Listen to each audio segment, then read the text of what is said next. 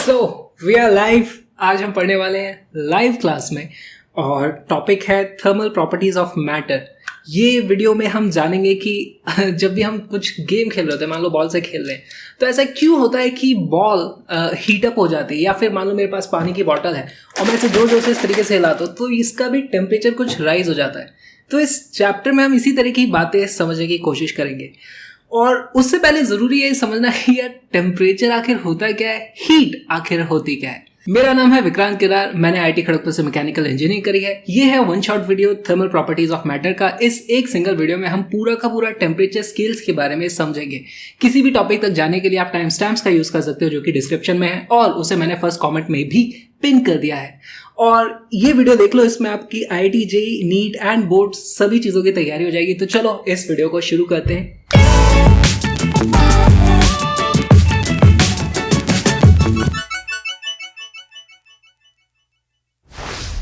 क्रैशअप के सभी videos YouTube पे हमेशा फ्री रहने वाले हैं, लेकिन फिर भी मैं आपसे रिक्वेस्ट करता हूं कि प्लीज प्लीज प्लीज चैनल को सब्सक्राइब करो, और आप चाहो तो चैनल को ज्वाइन भी कर सकते हो। इससे आप मुझे डायरेक्टली सपोर्ट कर पाओगे, जिससे मुझे और भी बेहतर कंटेंट बनाने में मदद मिलेगी। और प्लीज इस वीडियो को लाइक जरूर कर देना। अगर वीडियो को लाइक नहीं करते तो यूट्यूब की गहराइयों में कहीं दब जाता है। आगे चलते हैं। अगर हमारे पास मान लो दो पेंसिल है, एक पेंसिल 10 डिग्री सेल्सियस पे और दूसरी 90 डिग्री सेल्सियस पे, तो इससे हम क्या समझते हैं, इन दोनों पेंसिल्स में अंतर क्या है। दोनों का कलर सेम है, दोनों का मान लो उसको अभी ज्यादा नहीं छीला है तो दोनों का मास भी सेम है, डेंसिटी सेम है, सब कुछ सेम आ रहा है। इन दोनों में एक्चुअली डिफरेंस क्या है, सिर्फ ये टेम्परेचर के डिफरेंस से हम मतलब क्या समझते हैं, वो इस चैप्टर में हम जानेंगे। जब हम पानी को बॉयल करते हैं तो हमारे पास 100 डिग्री सेल्सियस पे भी पानी होता है और फिर वो स्टीम बन जाता है थोड़ी देर में, उसका भी टेम्परेचर 100 डिग्री सेल्सियस होता है। तो इन दोनों में भी अंतर क्या होता है, मटेरियल वहां पे सब्सटेंस पानी है और टेम्परेचर भी सेम है, लेकिन फिर भी देखो एक लिक्विड फॉर्म में है, एक गैसियस फॉर्म में, तो इनमें भी अंतर क्या होता है वो भी हम समझेंगे। अच्छा, आपने ये चीज नोटिस करी हो कि रात को या फिर सनसेट के बाद विंड का डायरेक्शन बदल जाता है। अब आप पूछोगे कि डायरेक्शन बदल जाता है, ओरिजिनल डायरेक्शन क्या था कि बदला हुआ डायरेक्शन हमें पता चले। आपने ये भी देखा होगा कि ब्लैक स्मिथ होता है, ब्लैक स्मिथ लोहार को बोलते हैं, तो जब वो बैलगाड़ी का इस तरीके से पहिया बनाते हैं तो उसके ऊपर हमारे को एक मेटालिक रिम लगानी पड़ती है ताकि इसका इरोजन ना हो, वो टूटे फूटे नहीं लकड़ी। तो उसके लिए इस रॉड, ये जो रिम होती है उसे हम थोड़ा छोटा बनाते हैं, फिर वो पहिए में फिट नहीं होगी तो उसे गर्म किया जाता है, वो थोड़ी एक्सपैंड हो जाती है, फिर उसे हम लकड़ी में फिट कर देते हैं और फिर उसके ऊपर पानी डाल देते हैं तो वापस वो श्रिंक हो जाती है, छोटी हो जाती है। तो ये भी थर्मल एक्सपेंशन की प्रॉपर्टी है, इसको हम नेक्स्ट वीडियो में पढ़ेंगे। लेकिन ये सब कहीं ना कहीं हीट और टेम्परेचर से रिलेटेड है, जो कि हम इस वीडियो में पढ़ने वाले हैं। हीट पढ़ने से पहले हमें टेम्परेचर समझना होगा, टेम्परेचर समझने से पहले हमें हीट पढ़नी होगी। तो इन दोनों में से पहले कैसे समझे, हम शुरू करते हैं टेम्परेचर से। Temperature is a relative measure of hotness और कोल्डनेस। अब हॉटनेस और कोल्डनेस हमें पता है, हमने डे टू डे लाइफ में बहुत सारी चीज़ों को महसूस किया है। खाना खाते हैं बहुत गर्म होता है तो मुंह में गर्म लगता है, पानी पीते कोल्ड ड्रिंक पी लेते हैं तो मुंह में ठंडा लगता है, ये सेंस से हमें पता चलता है। लेकिन ये एक रिलेटिव मेजर है, टेम्परेचर रिलेटिव मेजर है। इसका क्या मतलब है, देखो मान लो हमारे पास ये कुछ डायमंड है, तो डायमंड का टेम्परेचर 5 डिग्री सेल्सियस भी हो सकता है, 25 डिग्री सेल्सियस भी हो सकता है, 80 डिग्री सेल्सियस भी हो सकता है। अगर मैं 5 डिग्री सेल्सियस के रिलेटिव देखूं, इसके हिसाब से देखूं, तो ये 25 डिग्री वाला जो हमारा डायमंड है वो उससे ज्यादा हॉट है। लेकिन अगर इस 80 डिग्री वाले के हिसाब से मैं देखूं तो ये 25 वाला उसके हिसाब से कोल्डर है। तो ये एक रिलेटिव टर्म हो गई है, ये 25 डिग्री सेल्सियस पे, लेकिन एक के हिसाब से वो ज्यादा गर्म है, दूसरे के हिसाब से वो ज्यादा ठंडा है, इसीलिए इसे बोला जाता है रिलेटिव मेजर ऑफ हॉटनेस और कोल्डनेस। अच्छा, मान लो हमारा एनवायरनमेंट जो है वो है 25 डिग्री सेल्सियस पे, तो हम इन तीनों डायमंड को उसी कमरे में छोड़ दें तो क्या होगा। डायमंड तीनों ही केस में सेम थे, मास सेम था, उनका एरिया सेम था, शेप एंड साइज सब कुछ सेम था। लेकिन हम देखते हैं कि ये धीरे धीरे गर्म हो जाता है, इसका टेम्परेचर भी 25 हो जाता है, और ये धीरे धीरे ठंडा हो जाता है, इसका टेम्परेचर भी 25 हो जाता है। यहां पर कुछ हीट इसने गेन करी है और यहां पर कुछ हीट इसने लूज करी है। Heat is a form of energy which is transferred between two or more than two systems by the virtue of temperature difference. अगर टेम्परेचर डिफरेंस होगा, अब यहाँ पे कौन सा टेम्परेचर डिफरेंस, देखो इन्वायरमेंट है 25 डिग्री सेल्सियस पे और हमारा ये है मान लो 80 डिग्री सेल्सियस पे, तो इन दोनों के बीच में हमारे पास एक 55 डिग्री सेल्सियस का टेम्परेचर डिफरेंस है। उसकी वजह से इसमें से हीट निकलती है और फिर हीट ट्रांसफर हो जाता है। तो ये वर्च्यू ऑफ टेम्परेचर डिफरेंस की वजह से हुई। अच्छा, ये हीट ट्रांसफर कब तक होगा? जब तक हमारे पास टेम्परेचर डिफरेंस रहेगा तब तक हीट ट्रांसफर होता रहेगा। तो हम देखते हैं समय के साथ साथ ये भी 25 डिग्री पे आ जाएगा, ये भी 25 डिग्री पे आ जाएगा, उसके बाद टेम्परेचर डिफरेंस बचेगा नहीं। देखो ये भी 25 डिग्री पे, ये भी 25 डिग्री पे, कोई इनमें टेम्परेचर का डिफरेंस नहीं है, तो कोई हीट का ट्रांसफर वहां पर नहीं होगा। अच्छा, अगर हीट एक फॉर्म ऑफ एनर्जी है तो उसकी भी ऐसा यूनिट आ जाती है जूल। तो हम लिख सकते हैं, हीट के डायमेंशन भी लिख सकते हैं mL2T-2, जो कि एनर्जी के ही डायमेंशन होते हैं। या फिर वर्क एनर्जी, हमने पढ़ा था कि work is also a form of, मतलब work can also be converted into energy. तो वर्क के डायमेंशन, हीट के डायमेंशन, एनर्जी के डायमेंशन सब सेम हो जाएंगे। चॉकलेट प्रॉब्लम के लिए किसने बोला था चॉकलेट प्रॉब्लम आ गई है? मुझे बताना चॉकलेट प्रॉब्लम क्या है। लेकिन वो प्रॉब्लम समझने से पहले आपको चैप्टर 2 यूनिट्स एंड डायमेंशन का वो कॉन्सेप्ट पता होना चाहिए कि हमारे पास जो फंडामेंटल क्वांटिटीज हैं वो सिर्फ 7 क्यों हैं। इसका जवाब जिसको पता है सिर्फ वो इसको आंसर कर पाएगा। और एक्चुअली मैंने नेट पे भी सर्च किया, बहुत लोगों को पता ही नहीं था इसका आंसर क्या। मैं आज जो आंसर देने वाला हूं हो सकता है वो भी थोड़ा गलत हो, पर देखते हैं। हमारे पास सॉलिड होते हैं, लिक्विड होते हैं और गैसेस होते हैं। सॉलिड में हमने देखा है कि हमारे जो पार्टिकल्स होते हैं वो एटम भी हो सकते हैं, मॉलिक्यूल्स भी हो सकते हैं, कुछ भी चीजें हो सकती हैं। मैं भी उन्हें पार्टिकल बोल रहा हूँ। वो एक रिजिड स्ट्रक्चर में होते हैं, वो अपनी पोजीशन से थोड़ा थोड़ा ही मूव कर सकते हैं, या हम कह सकते हैं कि वो सिर्फ वाइब्रेट कर सकते हैं। जैसे ये अपनी जगह पे वाइब्रेट करेगा, ये अपनी जगह पे वाइब्रेट करेगा, ये अपनी जगह पे वाइब्रेट करेगा। लिक्विड्स में उनके बीच में फोर्स ऑफ अट्रैक्शन थोड़ा ज्यादा होता है, लेकिन इतना भी ज्यादा नहीं होता कि हमारे पास इस तरह के रिजिड स्ट्रक्चर्स हों। तो लिक्विड में इस तरीके से ये पार्टिकल्स फ्रीली इधर उधर मूव कर सकते हैं, लेकिन फिर भी वो हमें दिखता है कि लिक्विड इस तरीके से है। गैसेस में जबकि उनके इंटरमॉलिक्यूलर फोर्सेस इतने ज्यादा कम हो जाते हैं कि वो पार्टिकल्स इधर उधर आराम से भागने भी लगते हैं, तो वहां पे उनकी कुछ अच्छी खासी वेलोसिटी भी होती है। ओके, तो यहां पर ये वाइब्रेट कर रहे हैं इस तरीके से, यहां पर भी ये सब मूव कर रहे हैं, यहां पर भी इधर उधर ये सब भाग रहे हैं। हो सकता है यहां पे कुछ रोटेशन वगैरह भी हो रहा हो, जैसे ये इस तरीके से। तो हर एक तरीके के मोशन के हिसाब से हमारे पास कुछ काइनेटिक एनर्जी होती है। तो यही सब जो एनर्जी होती है उसे हम इंटरनल एनर्जी बोलते हैं। जैसे इस बॉल को देख करके मुझे नहीं लगता ये रुकी हुई है तो इसमें कोई एनर्जी है, हाफ mv² है नहीं इसकी।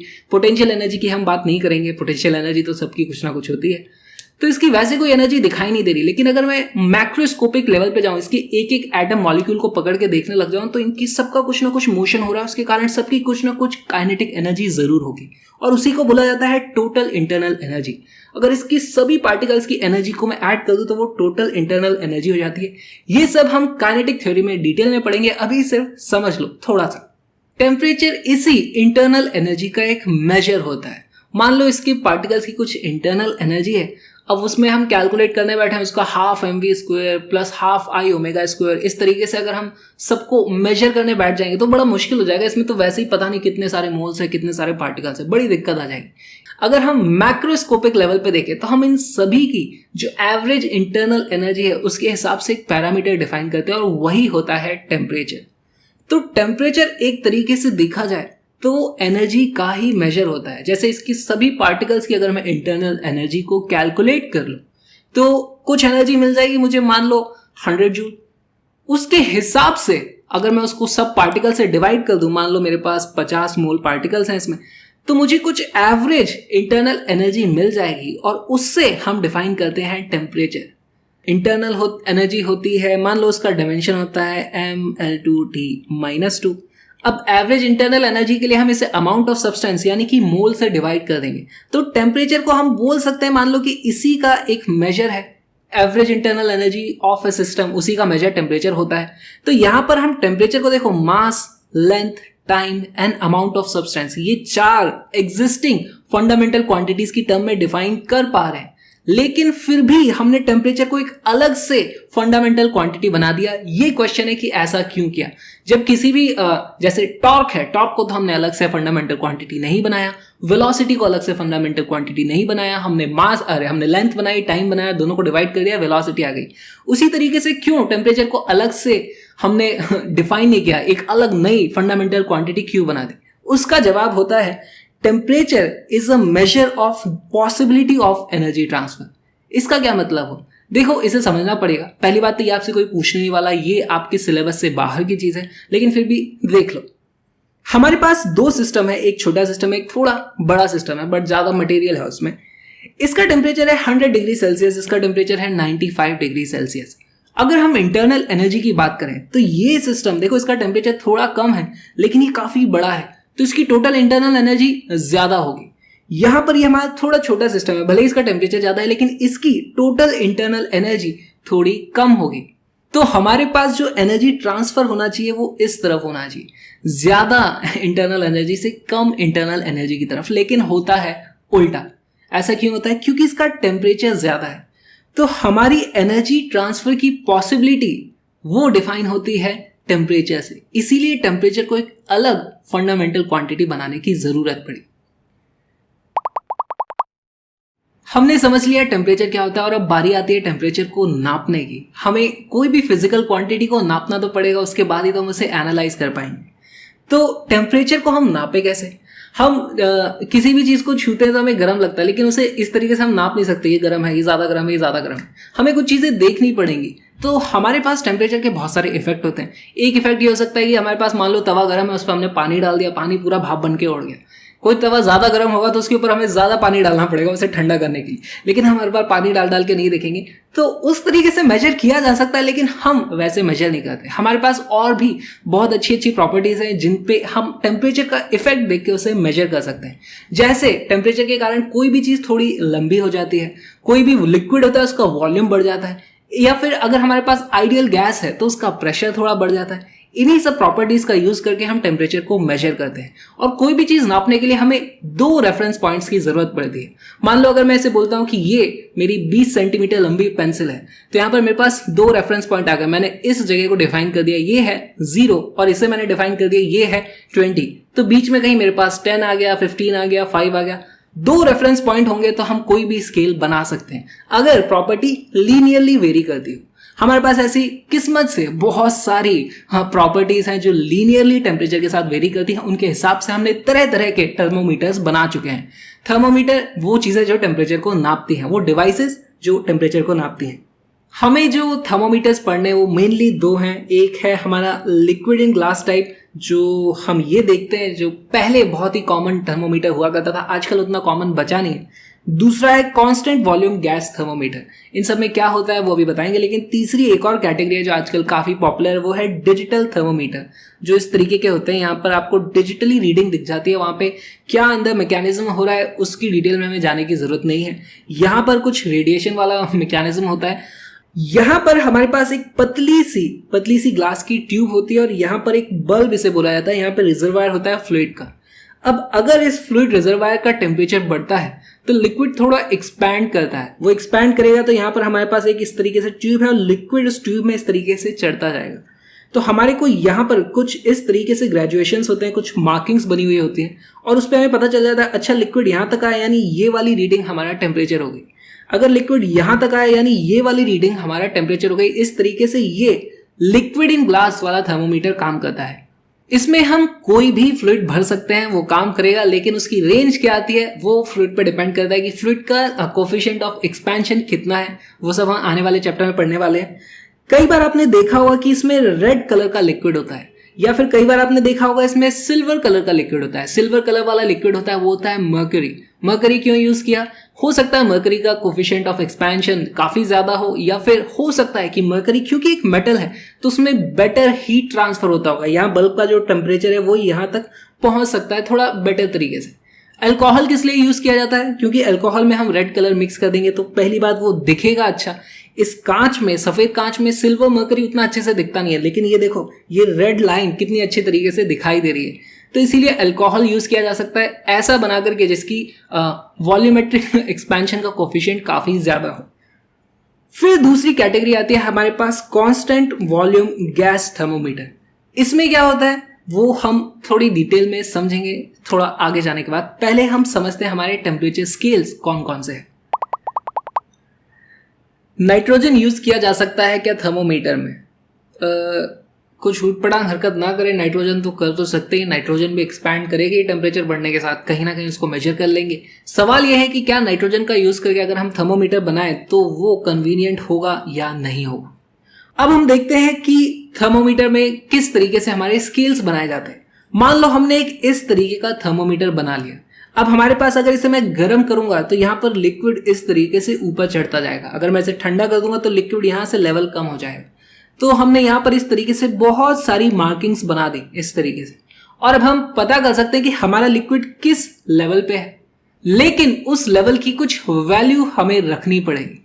तो यहाँ पे मैं 5 लिखूं कि 50 लिखूं कि 500 लिखूं कि 555 लिखूं, मुझे कैसे पता चलेगा? इसीलिए हमें जरूरत पड़ती है कुछ रेफरेंस पॉइंट्स की, उन्हें हम फिक्स कर देते हैं। रेफरेंस पॉइंट कैसे? जैसे हमने एक इतनी लंबी स्टिक को बोला था कि ये 1 मीटर है, उसके बाद ही मैं बता सकता हूं कि ये 20 सेंटीमीटर का है। तो रेफरेंस पॉइंट वहां भी था। रेफरेंस पॉइंट हर स्केल में होता है। आप अगर किसी चीज का वजन नापना चाहते हो तो उस केस में हमारे पास रेफरेंस पॉइंट होता है। एक 1 किलोग्राम का जो आईपीसी है हमारे पास, उसे हम रेफरेंस मानते हैं। यहां पर हम रेफरेंस किसे लें? टेम्परेचर में हम रेफरेंस किसे लें? तो हमारे पास कुछ कन्वीनियंट ऐसी चीजें होनी चाहिए जिसका टेम्परेचर हम मेजर कर पाए। ऐसी 2 चीजें हमें बहुत कॉमनली मिल जाती हैं। एक है मेल्टिंग आइस या फिर फ्रीजिंग वाटर भी आप उसे बोल सकते हो, जो कि होता है 0 डिग्री सेल्सियस पे। अच्छा, अभी तक तो पता ही नहीं था हमें। दूसरी चीज होती है हमारे पास बॉइलिंग वाटर। इसको आप गर्म करोगे तो भी इसका टेम्परेचर उतना बदलता नहीं है, इसको आप गर्म करोगे तो भी इसका टेम्परेचर बदलता नहीं है। कैसे हमें पता? देखो, हमने ये थर्मोमीटर तो बना ही लिया है। इस थर्मोमीटर को यहाँ लगा दोगे तो देखोगे आइस मेल्ट होती जा रही है, लेकिन फिर भी यहाँ पर रीडिंग ऊपर नीचे नहीं हो रही है।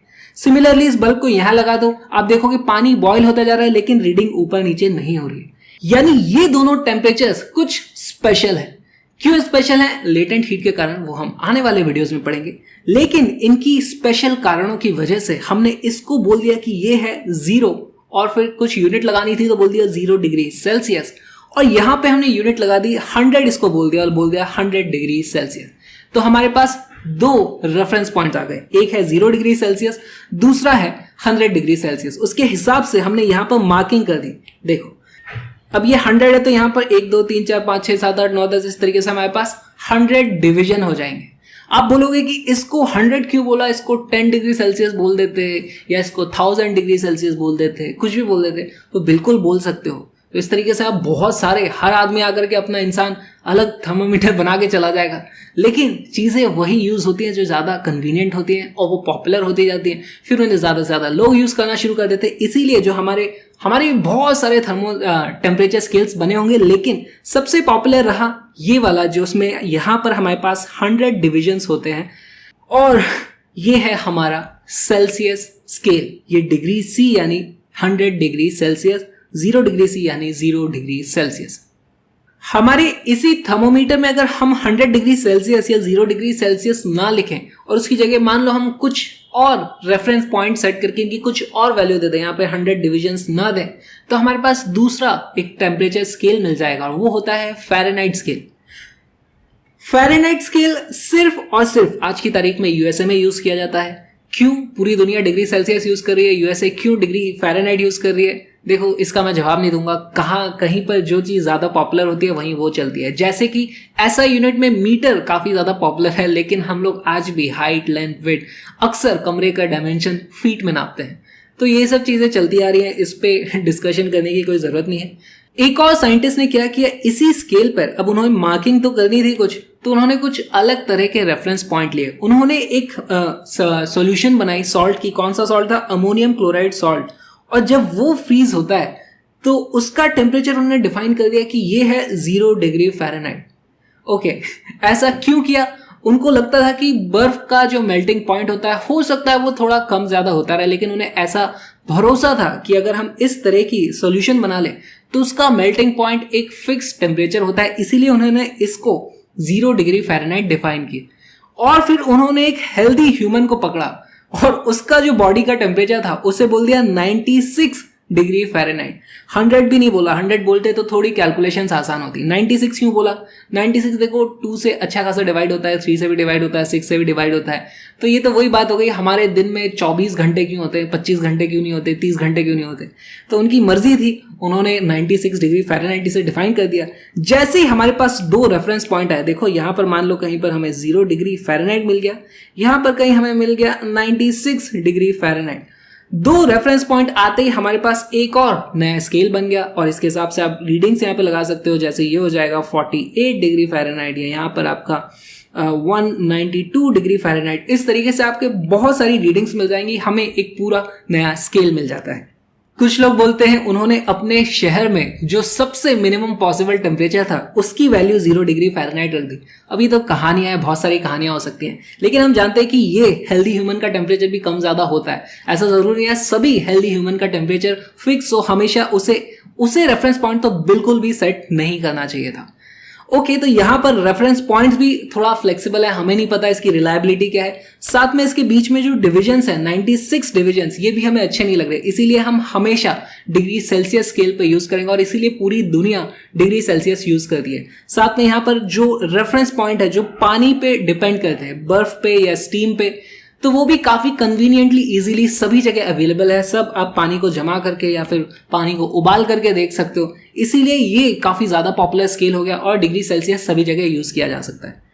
हमारे पास यहाँ पर बल्ब में कुछ लिक्विड है, हम उसे गर्म करते हैं तो लिक्विड का लेवल बढ़ जाता है, अगर हम उसे ठंडा करते हैं तो लिक्विड का लेवल कम हो जाता है। लिक्विड को इस बात से फर्क नहीं पड़ता कि बाहर हमने डिग्री सेल्सियस लिखा हुआ है या इस तरफ हमने डिग्री फ़ारेनहाइट लिखा है। लिक्विड की प्रॉपर्टी है वो बढ़ेगी ऊपर, लेवल उसका ऊपर जाएगा या उसका लेवल नीचे आएगा। अब सवाल उठता है कि इसकी लिमिट कितनी है, हम इसको कितना गर्म कर सकते हैं। अगर मैं मान लूं लिक्विड को गर्म करता जाऊं यहाँ पर बल्ब को, तो क्या ये बढ़ता जाएगा और इसको तोड़ता हुआ ऊपर निकलता जाएगा? कितना ऊपर जाएगा? या फिर अगर हम इस बल्ब को ठंडा करते जाएं तो लिक्विड यहाँ पर लेवल कम होता जाएगा, कितना कम हो जाएगा? क्या पूरा का पूरा लिक्विड गायब हो जाएगा? तो ये कुछ लिमिटेशंस आ जाती हैं। साथ में हम ये भी देखते हैं कि हम इसको ज़्यादा ठंडा नहीं कर पाते क्योंकि हमारे पास जो भी इक्विपमेंट है वो उसको, और उसकी भी एक लिमिट होती है कि कितना ज़्यादा वो ठंडा कर सकते हैं। तो यहाँ पर इस तरीके का लिक्विड थर्मोमीटर हमारे लिए यूज़ करना सही नहीं था, तो साइंटिस्ट ने कांस्टेंट वॉल्यूम गैस थर्मोमीटर का यूज़ किया। क्यों? क्योंकि गैस काफ़ी हद तक आइडियल गैस की तरह बिहेव करती है। हमारे कांस्टेंट वॉल्यूम गैस थर्मोमीटर में अलग अलग तरह की गैस डाली गई, अलग अलग क्वांटिटीज में गैस डाली गई और हमने फिर अलग अलग टेम्परेचर पे देखा कि उसकी वजह से प्रेशर की वैल्यू किस तरीके से वेरी करती है। जैसे 0 डिग्री सेल्सियस पे एक केस में हमारे पास यहां पर प्रेशर आता है, तो दूसरे केस में ये प्रेशर आता है, तीसरे केस में कुछ ऐसा प्रेशर आता है। अब मान लो इसी वाली की हम बात करें तो अगर मैं टेम्परेचर इस तरफ बढ़ा देता हूं तो यहां पर देखो इसके करस्पॉन्डिंग हमें कुछ और प्रेशर मिलता है, हमारे पास ये प्रेशर का डिफरेंस आता है। तो इस प्रेशर का डिफरेंस यूज करके भी हम एक टेम्परेचर का स्केल बना सकते हैं। अलग अलग केसेस में हमने देखा हमें कुछ स्ट्रेट लाइन मिलती है। अब टेम्परेचर 0 डिग्री सेल्सियस से थोड़ा कम तक भी हमने मेजर किया था, लेकिन मान लो हम -50 डिग्री सेल्सियस तक चले गए या -100 डिग्री सेल्सियस तक चले गए, उससे ज्यादा ठंडा हम चीजों को कर नहीं सकते, हमारी कुछ लिमिटेशन है इक्विपमेंट की। लेकिन हम देखते हैं कि सभी गैसेस इस तरीके से स्ट्रेट लाइन फॉलो कर रही है और ये सभी लाइन किसी एक पॉइंट पे जा करके मर्ज हो जाती हैं। इसके बाद अगर ये लाइन और इसी तरीके से जाती तो वो इधर नीचे आ जाती, और हम जानते हैं प्रेशर की वैल्यू कभी भी नेगेटिव नहीं हो सकती। तो इससे हमें ये पता चलता है कि प्रेशर के साथ साथ टेम्परेचर की भी एक मिनिमम वैल्यू है। प्रेशर इस तरीके से 0 के नीचे नहीं जा सकता, इसी तरीके से टेम्परेचर भी एक फिक्स्ड वैल्यू से ज्यादा नीचे नहीं जा सकता। और इन्हीं ग्राफ को अगर हम एक्स्ट्रापोलेट करें, मान लो हमारे पास यहां तक के ग्राफ थे, इन्हीं को हम एक्स्ट्रापोलेट करते हैं तो हमें एक वैल्यू मिलती है और यही वैल्यू आ जाती है -273.15। अच्छा, ये डिग्री सेल्सियस आएगी, इसको हमने बोल दिया बाद में 0 पॉइंट या फिर एब्सोल्यूट 0, और इसको एक नया स्केल बनाया गया जिसका नाम दिया गया केल्विन स्केल। उसमें इसे हमने बोल दिया कि ये 0 है और इसको बोल दिया 0 केल्विन। हमारे पास 2 टेम्परेचर स्केल थे, एक था सेल्सियस स्केल, दूसरा था फ़ारेनहाइट स्केल। सेल्सियस स्केल में हमारे पास कुछ वैल्यू थी 100 डिग्री सेल्सियस, जो हमने बोला था बॉइलिंग वाटर को 100 डिग्री सेल्सियस। साथ में हमारे पास था 0 डिग्री सेल्सियस जो हमने मेल्टिंग आइस का टेम्परेचर डिफाइन किया था। उसके बाद में अगर हम टेम्परेचर की वैल्यू कम करते जाते तो हमने देखा कि एक मिनिमम वैल्यू आती है, उसके नीचे टेम्परेचर पॉसिबल नहीं है। वो वैल्यू थी -273.15 डिग्री सेल्सियस। अब अगर हमारे पास कोई एब्सोल्यूट मिनिमम वैल्यू आ जाती है तो साइंटिस्ट ने सोचा कि क्यों ना हम एक नया स्केल बनाएं और वहां पर इसकी वैल्यू, इस पॉइंट की वैल्यू हम कर दें 0। तो वही स्केल था केल्विन स्केल, जो कि ब्रिटिश साइंटिस्ट लॉर्ड केल्विन के नाम पर उस स्केल का नाम रखा गया है, केल्विन स्केल। उसमें इसे हम डिफाइन कर देते हैं 0 केल्विन।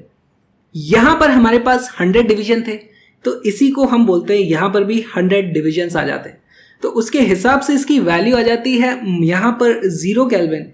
ये बन जाता है हमारा 273.15 केल्विन और ये बन जाता है 373.15 केल्विन। फिर हमारे पास था एक फ़ारेनहाइट स्केल। फ़ारेनहाइट स्केल में क्या होता है, यहाँ पर हमारा जो मेल्टिंग पॉइंट है उसको बोला जाता है 32 फ़ारेनहाइट, और ये वाला जो पॉइंट था हमारा बॉइलिंग पॉइंट वो आ जाता है 212 फ़ारेनहाइट। यहाँ पर आप देखोगे तो हमारे पास 180 डिविजन्स है, 180 डिग्री फ़ारेनहाइट का यहाँ पर गैप है। कुछ लोगों ने बोला कि हम फ़ारेनहाइट स्केल के हिसाब से भी एक एब्सोल्यूट स्केल बनाना चाहते हैं, और वो स्केल बन गया हमारा रैंकाइन स्केल। इसमें हमारे पास इसको बोल दिया गया कि ये फिर से 0 है, 0 डिग्री, इसको 0 डिग्री आर बोला जाएगा, 0 डिग्री आर ए, ये रैंकाइन स्केल बन गया। इसमें हमारे पास यहाँ पर 180 डिवीजन है, यहाँ पर भी हमारे पास 0 केल्विन है, और इसमें हमारे पास यहाँ पर 100 डिवीजन है। तो ये थे हमारे कुछ रेफरेंस पॉइंट सेलेक्ट करके बनाए गए स्केल। फिर पता चला कि एक एब्सोल्यूट 0 होता है, तो इन्हीं स्केल्स को एडजस्ट कर दिया गया। इस वाले को एडजस्ट किया तो हमें मिलता है केल्विन स्केल, इस वाले को एडजस्ट किया तो हमें मिलता है रैंकाइन स्केल। देखो, इस ग्राफ को समझना बहुत ज्यादा जरूरी है। हमारे पास टेम्परेचर का स्केल आ गया, एब्सोल्यूट स्केल जो है केल्विन स्केल, यही ऐसा यूनिट भी है। इसमें हमारे पास एक वैल्यू होती है 0, और उस 0 के हिसाब से अलग अलग स्केल्स की कुछ वैल्यू आती है। जैसे हम जानते हैं 0 केल्विन पे हमारे डिग्री सेल्सियस की वैल्यू आती है -273.15। अगर मैं केल्विन में टेम्परेचर बढ़ाता जाऊं 273.15 कर दूं, उस वक्त हमारे सेल्सियस स्केल की वैल्यू आ जाती है 0। और मैं टेम्परेचर बढ़ाता जाऊंगा तो यहां पर मुझे कुछ और वैल्यू मिलेगी, जैसे ये वाली वैल्यू। तो यहां पर हमारे पास एक सीधा सीधा रिलेशन आता है, degree Celsius is equal to kelvin plus 273.15। इसी तरीके से हमारे पास एक दूसरा स्केल है फ़ारेनहाइट स्केल।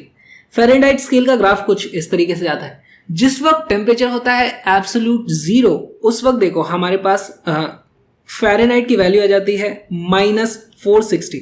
ये हमारा फ़ारेनहाइट का स्केल है। जिस वक्त हमारा फ़ारेनहाइट की वैल्यू 0 होती है, वो टेम्परेचर होता है 255.37 केल्विन।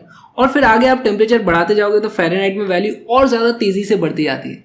यहाँ पर हमारी इस लाइन का स्लोप होता है, अगर इस एंगल की बात करें तो ये होता है एंगल 45 डिग्री। वो एकदम ऐसा स्लोप है क्योंकि लीनियरली वेरी होता है। यहाँ पे देखो, अगर आप यहाँ पे देखोगे तो स्लोप 1 है, यहाँ पर केल्विन -273 होगा। यहाँ क्या गलत लिखा हुआ है। अगर हम फ़ारेनहाइट स्केल की बात करें तो फ़ारेनहाइट स्केल का स्लोप थोड़ा ज्यादा है। तो यहाँ पर देखो Fahrenheit is equal to 9.5 degree Celsius plus 32। ये डिग्री सेल्सियस की जगह आप ये केल्विन की वैल्यू रख दोगे तो आपको इसका भी फॉर्मूला मिल जाएगा। रैंकाइन जो होता है हमारा स्केल, वो होता है 1.8 टाइम्स केल्विन टेम्परेचर। तो वो हमें यही ओरिजिन से स्टार्ट होता हुआ कुछ ऐसा हमें ग्राफ मिलने वाला है। इस रैंकाइन स्केल का स्लोप और इसका स्लोप भी सेम आएगा। यहां पर कुछ वैल्यूज हम देखते हैं जो काफी इंपॉर्टेंट हैं, जैसे कौन सी ऐसी वैल्यू है जिस वक्त हमारे डिग्री सेल्सियस और डिग्री फ़ारेनहाइट की वैल्यू सेम आती है। वो वैल्यू है ये वाली। देखो, इस टेम्परेचर पे, इस टेम्परेचर भी, ये वाले टेम्परेचर पे हमारे डिग्री फ़ारेनहाइट स्केल भी सेम रीडिंग देता है। ये वाली जो भी इसकी वैल्यू होगी, मान लो -50, अभी हम कैलकुलेट करेंगे कितना आता है। और हमारा डिग्री सेल्सियस स्केल भी कुछ सेम वैल्यू देता है, न्यूमेरिक वैल्यू। वो वैल्यूज हम कैसे पता करें, तो पहले वही वैल्यू पता कर लेते हैं। हमारे पास यहां से फॉर्मूला है Fahrenheit is equal to 9/5 degree Celsius plus 32। Okay, यहाँ डिग्री सेल्सियस की जगह हमें चाहिए कि दोनों में सेम न्यूमेरिक वैल्यू है। तो वो न्यूमेरिक वैल्यू क्या होगी? मान लो वो न्यूमेरिक वैल्यू है x, तो हम यहाँ पे लिख देंगे x, फ़ारेनहाइट स्केल पे भी x रीडिंग आ रही है, is equal to 9/5। Celsius scale पे क्या रीडिंग आ रही है? वो भी है x प्लस 32। यहां से हम इसे सॉल्व कर सकते हैं। तो देखो, ये 9.5 है, इसको मैं दूसरी तरफ ले आता हूं तो यहां पर हो जाएगा x minus 1.8x is equal to 32। यहां से वैल्यू आएगी -0.8x इज इक्वल टू 32, और x की वैल्यू आ जाती है 32 डिवाइडेड बाई -0.8, या फिर लिख सकते हो -320 डिवाइडेड बाई 8, या फिर -40। x की वैल्यू आ गई -40। डिग्री फ़ारेनहाइट या डिग्री सेल्सियस, दोनों से फर्क नहीं पड़ता, क्योंकि इस -40 पे जो डिग्री सेल्सियस में टेम्परेचर होता है वही डिग्री फ़ारेनहाइट में भी टेम्परेचर होता है। यानी कि -40 degree Celsius is equal to -40 degree Fahrenheit. दूसरा क्वेश्चन है कि फ़ारेनहाइट एंड केल्विन कब सेम होंगे। तो हमारे पास फ़ारेनहाइट का फॉर्मूला है, फ़ारेनहाइट इज इक्वल टू 9/5 को मैं लिख देता हूं 1.8C प्लस 32 यहां से।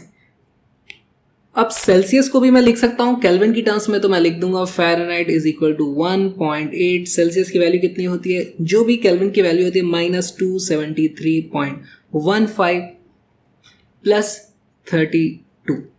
जिस टेम्परेचर पे ये वैल्यू सेम होगी उस वक्त हमारे फ़ारेनहाइट की और केल्विन की कुछ न्यूमेरिक वैल्यू होगी, बेसिकली वो सेम होगी। उस न्यूमेरिक वैल्यू को हम बोल देते हैं, मान लो वो है x।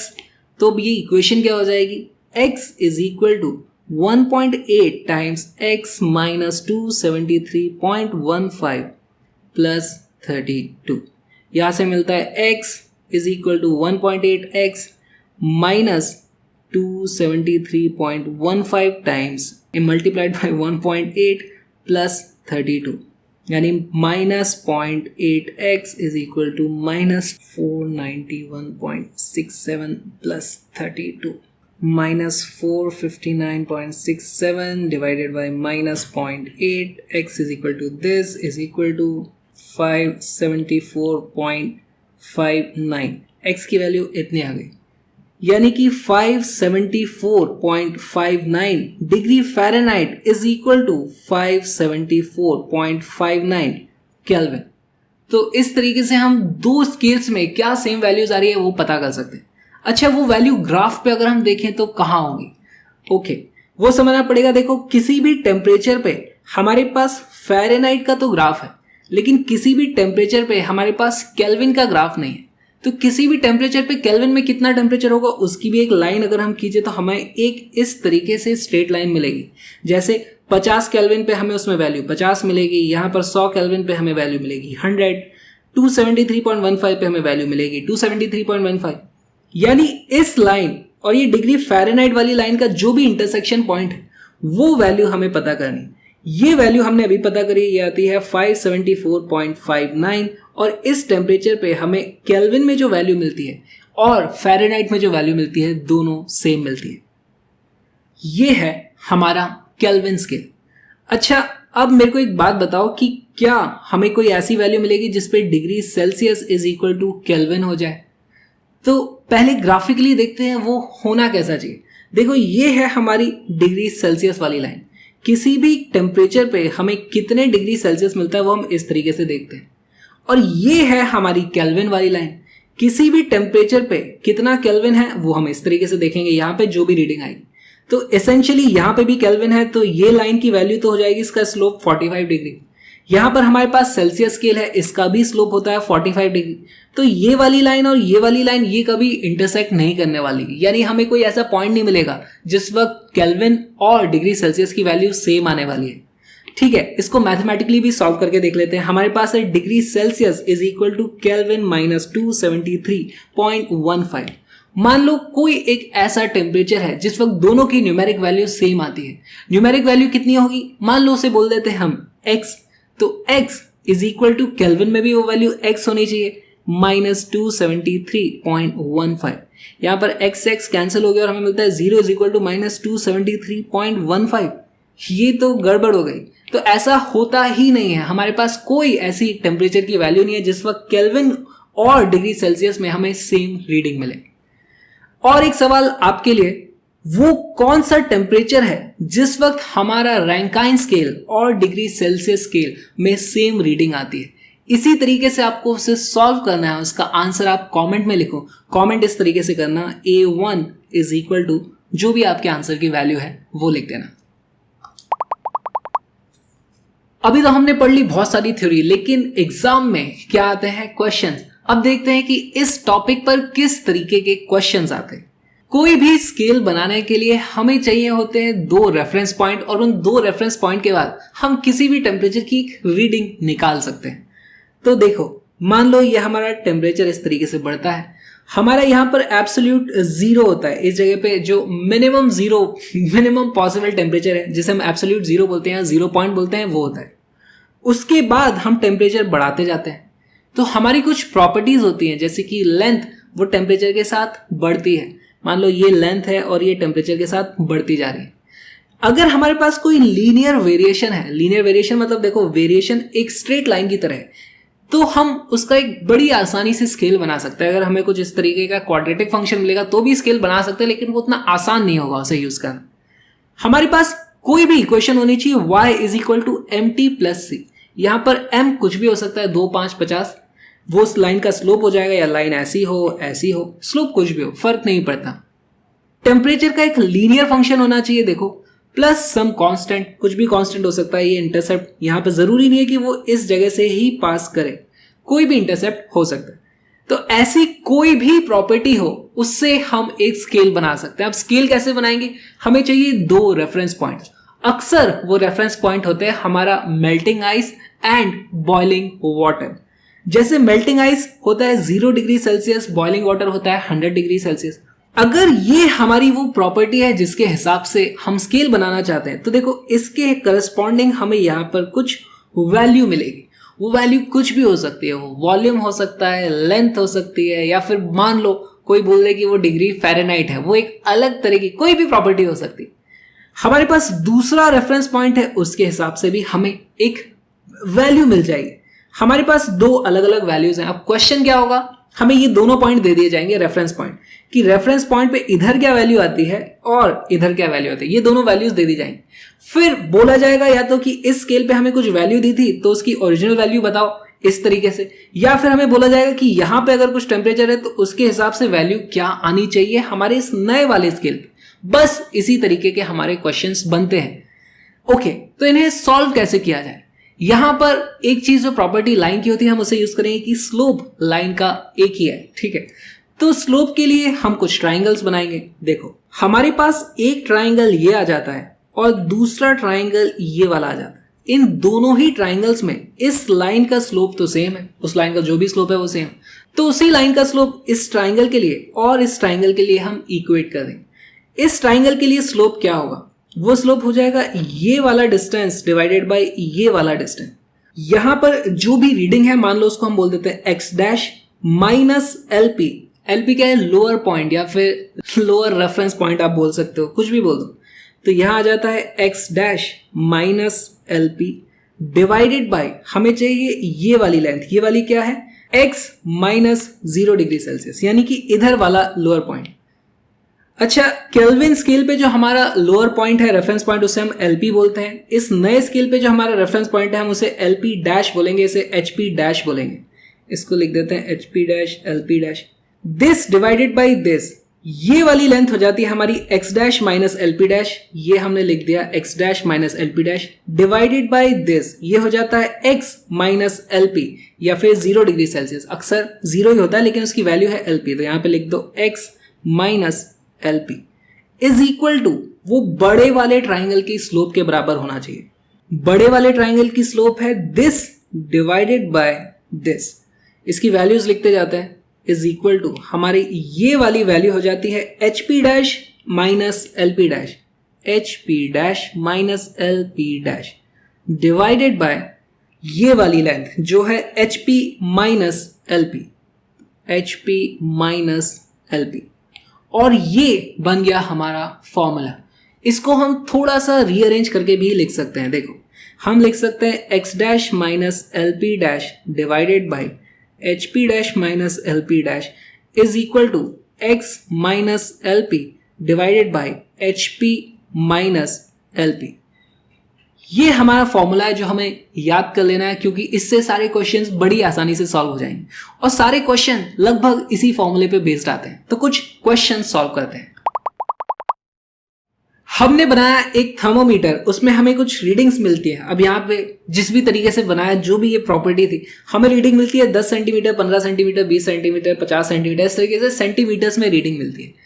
इस स्केल को कैलिब्रेट भी किया गया है। कैसे? जिस वक्त हमारी आइस मेल्ट होती है यानी 0 डिग्री सेल्सियस होता है, उस वक्त हमें जो वैल्यू दिखाई देती है वो होती है 10 सेंटीमीटर, और जिस वक्त हमारा वाटर बॉइल करता है यानी 100 डिग्री सेल्सियस होता है, उस वक्त हमें रीडिंग दिखाई देती है 20 सेंटीमीटर। हमारे पास ये फॉर्मूला है, तो यहां पर हमारा लोअर पॉइंट ये है, हाई पॉइंट ये है, और ये हो जाता है हमारा एच पी डैश, ये हो जाता है एल पी डैश। हमसे पूछा गया है कि जिस वक्त हमें रीडिंग 15 सेंटीमीटर दिख रही थी उस वक्त हमारा एक्चुअल टेम्परेचर कितना रहा होगा। यहां पर देखो हमारे पास ये था 20, ये था 10, इन दोनों के मिड पॉइंट पे है 15 सेंटीमीटर। तो हम बोल सकते हैं कि यहां पर 0 और 100 के मिड पॉइंट यानी हमारा टेम्परेचर आना चाहिए 50। तो ये तो हमने देख के ही सॉल्व कर लिया, लेकिन अब इसे फॉर्मूले से किस तरीके से सॉल्व करना है वो देखते हैं।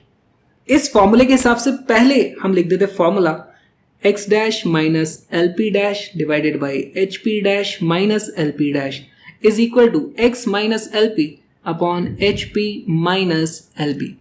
x डैश की वैल्यू कितनी है, यानी जो रीडिंग के करस्पॉन्डिंग हमें टेम्परेचर बताना है वो है 15, तो यहां हम लिख देंगे 15 माइनस LP डैश कितना है, ये हमारा लोअर रेफरेंस जिसकी वैल्यू है 10। सभी जगह सेंटीमीटर सेंटीमीटर लिखोगे तो भी ऊपर नीचे देखो सेंटीमीटर सेंटीमीटर कट जाएगा, तो लिखने की जरूरत नहीं है। डिवाइडेड बाई HP, हमारे पास हाईएस्ट पॉइंट है 20 और लोएस्ट पॉइंट है 10, तो यहां आ जाता है 20 minus 10 is equal to x, हमें पता करना है कि इस वक्त टेम्परेचर कितना है, माइनस लोअर पॉइंट इस बार है 0। अगर हमें केल्विन में आंसर पूछा होता तो 0 की जगह हम क्या लिखते 273.15 divided by HP minus LP। HP है 100, LP है 0, तो यहां पे आ जाएगा 100 माइनस 0। इसको सॉल्व करते हैं, ऊपर आ जाता है हमारा 5 divided by 10 is equal to x divided by 100, यानी कि x इज इक्वल टू 50 और x था हमारा ये यानी कि 50 डिग्री सेल्सियस। तो जिस वक्त हमारी लेंथ थी 15 सेंटीमीटर उस वक्त टेम्परेचर 50 डिग्री सेल्सियस था। तुक्का लग गया, बड़ा आसान सवाल था, थोड़ा मुश्किल सवाल देखते हैं। हमारे पास दो स्केल्स हैं, एक है डिग्री सेल्सियस स्केल, दूसरा है डिग्री फ़ारेनहाइट स्केल। अभी तक हमने इनके बीच का रिलेशन डिराइव नहीं किया था, अब उसे डिराइव कर लेते हैं। तो हमें बताना है कि किसी भी डिग्री फ़ारेनहाइट पे हमारे किसी भी सेल्सियस की वैल्यू क्या आने वाली है। हमें क्या पता है, हमें दो रेफरेंस पॉइंट पता है। जिस वक्त बर्फ पिघलती है उस वक्त सेल्सियस में होता है 0 डिग्री सेल्सियस और फ़ारेनहाइट में हमें मिलती है 32 डिग्री फ़ारेनहाइट। ऐसा हमें बता दिया गया है। फ़ारेनहाइट को इस तरीके से जब भी डिफाइन किया गया होगा वहां नापा गया होगा।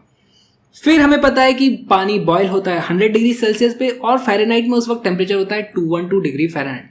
तो बताओ कि फ़ारेनहाइट का और डिग्री सेल्सियस का आपस में रिलेशन क्या है। हम वही फॉर्मूला लगा देंगे।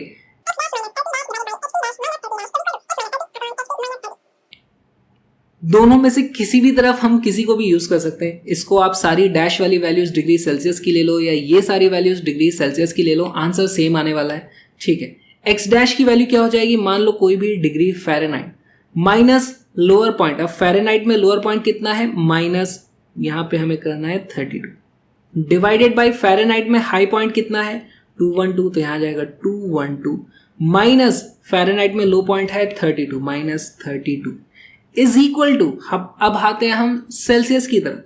सेल्सियस में हमें मिल जाएगी reading degree Celsius minus lower point उसमें होता है 0 divided by high point is 100 minus low point is 0।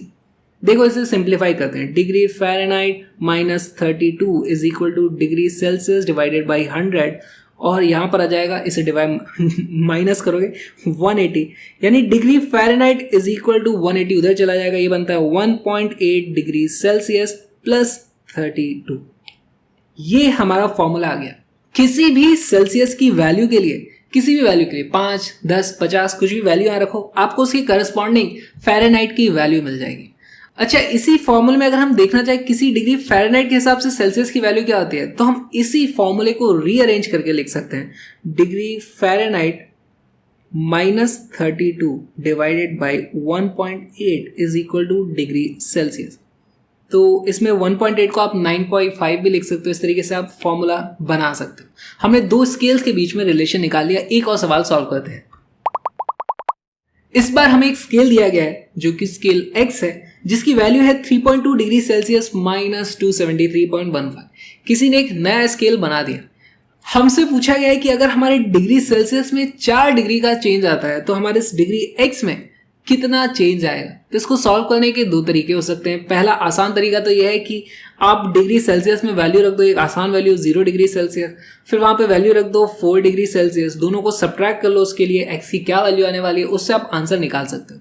या फिर हम कैलकुलस का यूज कर सकते हैं। एक्चुअली कैलकुलस का यूज नहीं है, बेसिक सी मैथ्स है वो। देखो इसी इक्वेशन को अगर मैं डिफरेंशिएट करूं तो मैं लिख सकता हूं dx is equal to 3.2 dc, जो भी हमारे डिग्री x था डिग्री c था, माइनस इस कांस्टेंट का डिफरेंशिएशन कितना हो जाता है, वो हो जाता है 0। ओके, तो यहां पे इस dx को आप लिख दो delta x is equal to 3.2 times delta in degree Celsius. अब हमारा डेल्टा इन डिग्री सेल्सियस की वैल्यू कितनी है, 4।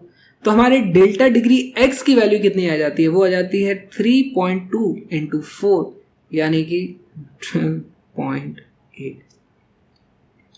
ये आ गया हमारा आंसर। अगर हमारे सेल्सियस में चेंज आता है 4 डिग्री का, तो हमारे नए स्केल इस x में आता है चेंज 12.8 डिग्रीज का। अच्छा, इसी से और एक आपके लिए क्वेश्चन है कि अगर हमारे पास फ़ारेनहाइट स्केल का जो अभी हमने फॉर्मूला डिराइव किया था वो है ये, अगर हमारा डेल्टा सी में चेंज है 5 डिग्री का, तो बताओ डिग्री फ़ारेनहाइट में चेंज कितना आ रहा है। इसको भी आंसर आप कमेंट करो। आंसर आपको इस तरीके से लिखना है, A2 की वैल्यू है और जो भी आपका आंसर आने वाला है उसको कमेंट में कर देना पिछले वाले क्वेश्चन के साथ। इस तरीके के क्वेश्चंस भी जेईई में काफ़ी पूछे जाते हैं। मान लो हमारे पास एक फॉल्टी स्केल है। फॉल्टी स्केल का मतलब क्या, उसमें रीडिंग्स गलत आती है। जिस वक्त हमारा 0 डिग्री सेल्सियस होना चाहिए था उस वक्त हमें रीडिंग मिलती है 5 डिग्री सेल्सियस, और जिस वक्त 100 डिग्री सेल्सियस होना चाहिए था उस वक्त हमारी रीडिंग आती है 95 डिग्री सेल्सियस। तो यहाँ पर 0 एरर है, क्योंकि जिस वक्त 0 आना चाहिए था उस वक्त हमें रीडिंग क्या मिल रही है, 5 डिग्री सेल्सियस। साथ में कुछ स्केलिंग का एरर भी है, क्योंकि यहाँ पर जब हमारे 100 डिवीजन हो जाते हैं, यहाँ पर 100 डिवीजन नहीं आते, यहाँ पर 105 आता तो सिर्फ 0 एरर था। यहाँ पर 95 डिग्री सेल्सियस यानी यहाँ के 100 डिविजन्स इज इक्वल टू यहाँ के 90 डिविजन्स। तो हमारे पास एक अलग ही टाइप का स्केल आ गया है। मान लो ये फॉल्टी स्केल की जगह से बोल दो कि एक नया स्केल है। क्वेश्चन में पूछा है कि अगर हमें 50 डिग्री सेल्सियस की रीडिंग यहाँ पे मिल रही है तो उसका एक्चुअली टेम्परेचर कितना रहा होगा। तो उस टेम्परेचर को हम बोल देते हैं, मान लो वो टेम्परेचर है x। हमारे पास तो एक ही फॉर्मूला है, हमें वही फॉर्मूला लगाना है, x dash minus LP dash divided by HP dash minus LP dash is equal to x minus LP upon HP minus LP। इस बार हमें पता क्या करना है कि सेल्सियस स्केल पे रीडिंग क्या है, यानी हमें ये x पता करना है। और ये x डैश तो हमें दिया गया है कि 50 डिग्री सेल्सियस की यहाँ पर रीडिंग है, तो हमें वैल्यू क्या मिल रही है वो पता किया है, पता करना है 50 डिग्री सेल्सियस। ये हमारा डैश वाली वैल्यूज रखते हैं। यहाँ पर आ जाता है 50 माइनस लोअर पॉइंट की वैल्यू है 5 डिवाइडेड बाय हाई पॉइंट है 95 minus 5 is equal to x। हमें पता करना है, माइनस लो पॉइंट है 0, हाई पॉइंट है 100 माइनस 0। सॉल्व करोगे तो आ जाएगा 45 divided by 90 is equal to x divided by 100। Okay, तो इसे सॉल्व करोगे तो ये 5 आता है, इधर x की वैल्यू आ जाती है 50 डिग्री सेल्सियस। फॉल्टी स्केल होने के बावजूद यहाँ पे 50 डिग्री सेल्सियस यानी यहाँ पे 50 डिग्री सेल्सियस, एक्चुअली में भी 50 डिग्री सेल्सियस ही था। तो ये खराब स्केल था। वैसे ही हो गया कि बंद घड़ी भी दिन में 2 बार तो करेक्ट टाइम बताती है, तो यहाँ पर इसने किस्मत से हमें करेक्ट टेम्परेचर बता दिया। मान लो अगर यहाँ पर हमारी रीडिंग होती 32 डिग्री सेल्सियस, उस केस में हमारा आंसर यहाँ पर क्या आता। इस तरीके से आप सॉल्व करो इसको, आंसर में कमेंट करना A3 इज इक्वल टू जो भी आपका आंसर है। और एक क्वेश्चन सॉल्व करते हैं। इस बार हमारे पास स्केल है वो है डिग्री y। कोई नया स्केल बना दिया किसी ने, बोल दिया कि इस बार वाटर बॉयल हो रहा है -50 डिग्री y पे और फ्रीज होता है वाटर -170 डिग्री y पे। तो हमें बताना है कि 350 केल्विन की जो रीडिंग होगी वो क्या आएगी, मतलब इस डिग्री y में कितनी होगी। तो इस बार हमें डिग्री सेल्सियस के साथ नहीं खेलना है, इस बार हमें केल्विन के साथ खेलना है। तो इसको भी सॉल्व करते हैं। हमारे पास फॉर्मूला है x dash minus LP dash divided by HP dash minus LP dash is equal to x minus LP dash LP divided by HP minus LP। x dash हमें पता करना है, LP डैश यानी lower point जिस वक्त पानी freeze होता है उसकी वैल्यू है -170। अब ध्यान देना, यहां पर हमें लिखना पड़ेगा -170 divided by high point minus low point. इस वाले स्केल का हाई पॉइंट कितना है -50, ऑलरेडी ये -50 है, माइनस लो पॉइंट की वैल्यू कितनी है -170। तो फिर से इस तरीके से हमें लिखना है। यहां पर बहुत लोग गलती कर देते हैं, इज इक्वल टू x की वैल्यू हमें पता है कि 350 केल्विन पे क्या वैल्यू आई होगी वो हमसे पूछा गया है। यहाँ पे लिख दो 350 माइनस LP की वैल्यू कितनी है, जिस वक्त बर्फ जमती है उस वक्त हमारे केल्विन स्केल में वैल्यू होती है 273.15। नीचे high point minus low point, boiling और फ्रीजिंग पॉइंट के बीच में जो डिफरेंस है वो हमें पता है डायरेक्टली 100 यूनिट होता है, तो इसे मैं 100 डायरेक्टली लिख देता हूँ। बस इसे सॉल्व कर देना है। X dash plus 170 divided by यहाँ पर वैल्यू हो जाती है 120 इज इक्वल टू 350 माइनस इसको करोगे तो आता है 76.85 डिवाइडेड बाई 100, तो ये कट जाएगा और हमारे एक्स डैश की वैल्यू आ जाती है 9, इसको करेंगे हम 1.2 से मल्टीप्लाई तो 92.22 माइनस 170 या फिर माइनस 77.78 डिग्री वाई।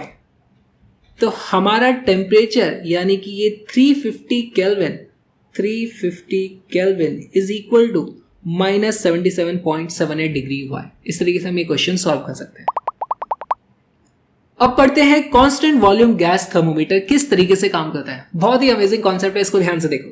हमारे पास एक बल्ब होता है जिसमें कुछ गैस भरी हुई होती है और यहाँ पर गैस होती है, इसी से हम सेंस करते हैं टेम्परेचर किस तरीके से नापना है। मान लो इस केस में हमें इस पानी का टेम्परेचर पता करना है, जो भी पानी का टेम्परेचर उसमें हम उस गैस के बल्ब को ड्रॉप कर देंगे। ये ट्यूब बहुत ही पतली है तो ऑलमोस्ट पूरी की पूरी गैस का टेम्परेचर इस पानी के टेम्परेचर के बराबर हो जाता है। ओके, फिर क्या होता है, हमारे पास एक आइडियल गैस लॉ होता है जिसके बारे में हम आने वाले चैप्टर्स में पढ़ेंगे, पर मैं बता देता हूं वो होता है PV is equal to nRT। यहाँ पर P होता है प्रेशर, V होता है volume is equal to N number of moles, R एक यूनिवर्सल गैस कांस्टेंट है और T होता है टेम्परेचर। अगर हम यहाँ पर गैस का वॉल्यूम हमेशा कांस्टेंट रखें, इसका क्या मतलब हुआ? देखो, अगर यहाँ पे गैस का टेम्परेचर बढ़ेगा तो गैस का प्रेशर भी बढ़ेगा और गैस यहाँ पर फ्लूइड को इधर पुश कर देगी, तो गैस का देखो वॉल्यूम बढ़ जाएगा। फ्लूइड अगर यहाँ नीचे आ गया तो गैस का वॉल्यूम बढ़ जाएगा। लेकिन हम किसी तरीके से मान लो गैस के यहाँ पर और एक्स्ट्रा फ्लूइड डाल दें या इसको हम ऊपर यहाँ पर लिफ्ट कर दें, तो यहाँ पर फिर प्रेशर बढ़ जाएगा और ये इस तरीके से फ्लूइड वापस इसी लेवल पे आ जाएगा। उस केस में हम देखते हैं कि हमारे इस बल्ब में जो गैस है उसका वॉल्यूम कांस्टेंट हो जाता है, इसीलिए से बोला जाता है कांस्टेंट वॉल्यूम गैस थर्मोमीटर। अगर हम वॉल्यूम कांस्टेंट कर दें तो इस गैस के जितने भी नंबर ऑफ पार्टिकल्स हैं वो तो पहले ही कांस्टेंट है, R एक ऑलरेडी यूनिवर्सल कांस्टेंट है, तो P is proportional to T हमें वैल्यू मिल जाती है, P is proportional to T। अभी देखते हैं गैस का वॉल्यूम किस तरीके से कांस्टेंट रखा जाता है। मान लो यहाँ पर गैस का प्रेशर बढ़ गया तो गैस इस फ्लूइड को इधर पुश करेगी और हमारा यहाँ पर लेवल राइज होने लगेगा। तो हम एक काम करेंगे, यहाँ पर जो लेवल होगा वो यहाँ पर लेवल रहने वाला है। देखो ये फ्लूइड इस तरीके से कनेक्टेड है और ये होती है एक फ्लेक्सिबल ट्यूब। तो हम क्या करते हैं, इसे उठा करके थोड़ा ऊपर मूव कर देते हैं। इसको हम थोड़ा ऊपर मूव करेंगे तो यहाँ पर ये वाले फ्लूइड का लेवल भी थोड़ा ऊपर आ जाएगा। अब ये फ्लूइड का लेवल ऊपर आ गया यानी इधर से प्रेशर बढ़ जाएगा। इधर से गैस का प्रेशर बढ़ रहा है, इधर से हम फ्लूइड का प्रेशर बढ़ाते जा रहे हैं, तो हम फ्लूइड को इस लेवल पे रोक देते हैं। अब फ्लूइड को इस लेवल पे रोका है तो हमें इस तरफ कोई हाइट मिलती है। मान लो ये एक हाइट आ गई या फिर हाइट हमारी मान लो यहाँ तक आ गई, हम इस कंटेनर को उठाकर यहाँ तक ले आए थे, तो हमारे पास एक अलग हाइट की वैल्यू आ जाती है। फिर हम लिख सकते हैं प्रेशर की वैल्यू, मान लो यहाँ पर था P/ATM प्लस ρGH, वो हमें गैस का प्रेशर मिल जाएगा। तो हम प्रेशर की वैल्यू लिख देते हैं P/ATM plus ρGH is proportional to temperature, या फिर इसकी मैं वैल्यू लिख देता हूं is equal to some constant time temperature. यहां पर देखो मैं अब T को फिर से लिख सकता हूं, यहां से T is equal to ρGH divided by some constant plus P/ATM divided by some constant, जो भी कांस्टेंट। इसको मैं लिख सकता हूं T इज इक्वल टू इस पूरे की वैल्यू मैंने लिख दी mH प्लस C2। ये हमारे पास टेम्परेचर का एक लीनियर वेरिएशन आ गया। जैसे जैसे हाइट की वैल्यू चेंज होती है उससे मुझे टेम्परेचर की एक लीनियर वेरिएशन मिलता है। यहां पर हम इसे यूज करके फिर से एक स्केल बना देते हैं। अब इसका स्केल कैसे बनेगा, मान लो हम इसे मेल्टिंग आइस वाले कंटेनर में डिप कर देते हैं तो हमें यहाँ पर एक हाइट मिलेगी। फिर हम इस पानी को बॉईल कर देते हैं तो हमें यहाँ पर एक दूसरी हाइट मिलेगी। हम जानते हैं कि इन दोनों के बीच का डिफरेंस होता है 100, तो हम यहाँ पर छोटे छोटे इस तरीके से मार्क कर देंगे। इस टेम्परेचर को हम बोल देंगे 0 डिग्री सेल्सियस था, इस वाले को हम बोल देंगे 100 डिग्री सेल्सियस था, और हमारे पास एक कांस्टेंट वॉल्यूम गैस टाइप का थर्मोमीटर बन गया जो हमें 0 से लेकर 100 डिग्री सेल्सियस के बीच में कहीं पर रीडिंग दे देगा इस फ्लूइड के लेवल के हिसाब से। रीडिंग लेने के लिए हमें क्या करना होगा, यहाँ पर जब भी गैस को हम किसी टेम्परेचर में डिप करते हैं इस बल्ब को, तो हमारे ये वाला लेवल या तो नीचे आ जाएगा या ऊपर आ जाएगा। हम इसको इस तरीके से ऊपर या नीचे मूव करेंगे कि हमारा ये वाला लेवल वापस से इस ओरिजिनल मार्क पर आ जाए, हमारे गैस की कांस्टेंट वॉल्यूम वाली कंडीशन सेटिस्फाई हो जाए और उसके हिसाब से हम रीडिंग लेंगे एच की और हमें टेम्परेचर की वैल्यू पता चल जाएगी। ओके, इसका एक एग्जाम्पल सॉल्व करते हैं। मान लो 0 डिग्री सेल्सियस पे जो मेजर्ड वैल्यू थी वो थी 75 सेंटीमीटर। कौन सी वैल्यू? यहां पर जो वैल्यू थी मान लो ये थी 75 सेंटीमीटर, और जब हम बॉइलिंग पॉइंट पे जो एच की वैल्यू मिलती है वो वाली वैल्यू है 100 सेंटीमीटर। अगर हमें 80 सेंटीमीटर पे लेवल दिख रहा है, इसका मतलब टेम्परेचर कितना रहा होगा, ये हमें पता करना है। ये क्वेश्चन किस तरीके से सॉल्व किया जाएगा? एग्जैक्टली पहले वाले क्वेश्चन की तरह हमें लिख देना है x dash minus LP dash divided by HP dash minus LP dash is equal to x minus LP upon HP minus LP. एक ही फॉर्मूला है, यही सब जगह लगने वाला है। जेई वगैरह में जितने भी क्वेश्चन आते हैं सब इसी तरीके के आते हैं। x डैश हमें दिया गया है इस बार 80 सेंटीमीटर पे, कितना था हमें पता करना है, यानी हमें x की वैल्यू पता करनी है। x डैश है 80, लोएस्ट पॉइंट जिस वक्त बर्फ जम रही थी वो लोएस्ट पॉइंट है 75, डिवाइडेड बाय हाई पॉइंट है 100 centimetre, 100 minus 75 is equal to x। अगर हमें डिग्री सेल्सियस में आंसर चाहिए, क्योंकि यहाँ पे सभी चीज़ें डिग्री सेल्सियस में बोली गई हैं, तो हम यहाँ पर LP HP सब डिग्री सेल्सियस में लेंगे, केल्विन में नहीं लेंगे। तो x minus 0 divided by 100 minus 0, तो ये आ जाएगा 5/25 is equal to x upon 100। 4x की वैल्यू आ जाती है 20 डिग्री सेल्सियस, हमारा आंसर आ गया।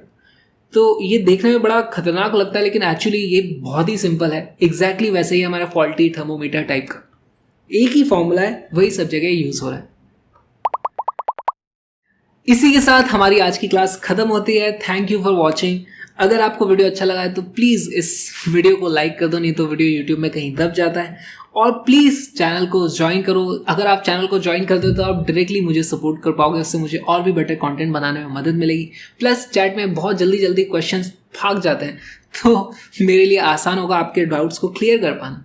और अगर आप डोनेट करना चाहते हो तो आप UPI का यूज़ कर सकते हो, ये UPI ID है। एनीवे, क्रैशअप को फॉलो करो इंस्टाग्राम पे, और विक्रांत केरार मेरा ID है, क्रैशअप का ID है क्रैशअप नाउ। और आज का वीडियो स्ट्रीम खत्म।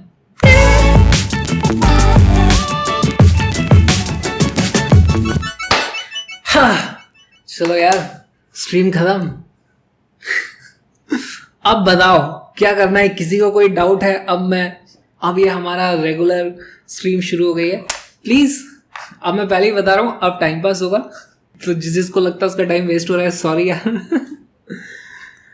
GTA 5 खेलेंगे थोड़ी देर बाद। Please increase the frequency of videos. Yes यार, ये अटेम्प्ट मैं लाइव में इसीलिए आया हूँ क्योंकि फ्रीक्वेंसी बहुत स्लो हो जा रही है। अगर मैं वेल प्लान्ड वीडियो बना रहा हूँ तो स्ट्रीम फ्रीक्वेंसी बहुत लो हो जाती है, इसीलिए लाइव वीडियोस करने का ट्राई कर रहा हूँ।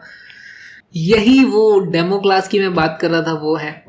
मुझे एक्चुअली कोई पेड क्लास नहीं लगानी है, मैंने इसीलिए बोला था कि एक्चुअली मैं शूट कर रहा हूँ, साथ में आप लोग को लाइव देखना है तो आप देख सकते हो। ऐसा नहीं होगा मैं अलग से लाइव में पढ़ा रहा हूँ, क्योंकि लाइव में पढ़ाना बड़ा यार अजीब सी चीज़ है। मैं फिर उनको वीडियोस को बाद में एडिट कर दूंगा ताकि आप लोग का टाइम बच सके। ऐसा लगेगा लाइव क्लास में बहुत ज़्यादा टाइम वेस्ट हो रहा है, लेकिन कोई क्वेश्चन तो पूछे। आज किसी ने क्वेश्चन ही नहीं पूछा। मुझे लग रहा था कि अगर मैं लाइव पढ़ाऊंगा तो आप लोग क्वेश्चंस पूछोगे तो मे बी कंटेंट थोड़ा बेटर हो जाए, मुझे आप लोग के डाउट सॉल्व करने का मौका मिलेगा, लेकिन किसी ने कुछ नहीं पूछा आज। आपको कोई जोक सुना रहेगा, ये सब जोक ही तो चल रहा है।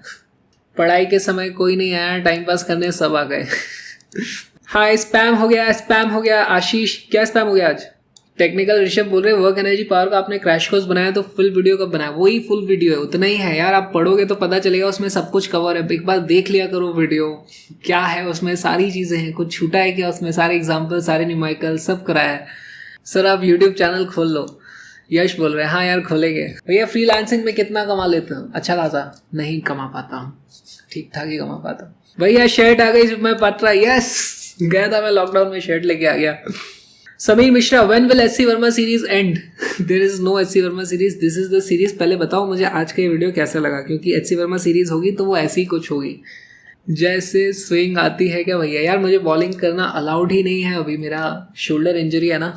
ओके बाय बाय, बड़ा मजा आया मुझे। तो आप लोग बताना कैसा लगा, कमेंट कर देना प्लीज। और यार आज कुछ तो उटपटांग वीडियो डाला मैंने यूट्यूब पे, बहुत लोगों ने कमेंट्स किए हैं, तो करते रहो कमेंट्स, अच्छी चीज़ है।